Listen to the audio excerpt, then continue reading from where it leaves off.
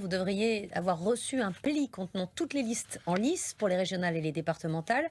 Généralement, c'est la Poste qui les achemine. Cette fois, une société privée s'en est chargée dans 7 régions, mais ça n'a pas vraiment fonctionné.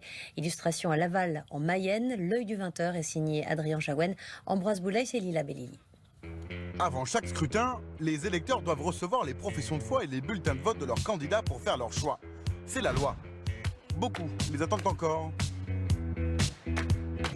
Jusqu'en février dernier, c'était la Poste qui distribuait avant chaque élection sur tout le territoire ce qu'on appelle la propagande, transmise par tous les candidats.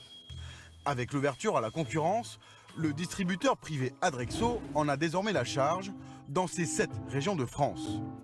Nous y avons recensé une vingtaine d'endroits où les courriers auraient parfois été mal distribués ou jetés à la poubelle. À Laval en Mayenne, où intervient l'entreprise privée, le maire, qui lui-même n'a pas reçu la propagande électorale, a alerté la préfecture. Ne pas distribuer ses courriers en temps et en heure pose un problème démocratique. Potentiellement, tous les citoyens ne seront pas égaux face à l'urne, puisque tout le monde n'aura pas été égalitairement informé de ce qui est en train de se jouer dimanche prochain. Et je crois que cette profession de foi participe de l'exercice démocratique. Selon les syndicats de l'opérateur privé, l'entreprise manque cruellement de bras pour mener à bien sa mission.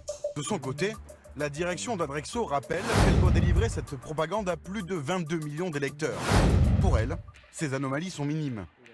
On est quand même en phase de dysfonctionnement qu'on peut qualifier de marginaux par rapport à la masse des volumes traités. Sachez que toutes les équipes sont vraiment mobilisées et que tout le monde est sur le pont pour que ça réussisse. Le ministère de l'Intérieur, qui contrôle la distribution de ces enveloppes, condamne ces couacs et annonce que le marché public passé avec l'entreprise pourrait être remis en cause après ces élections.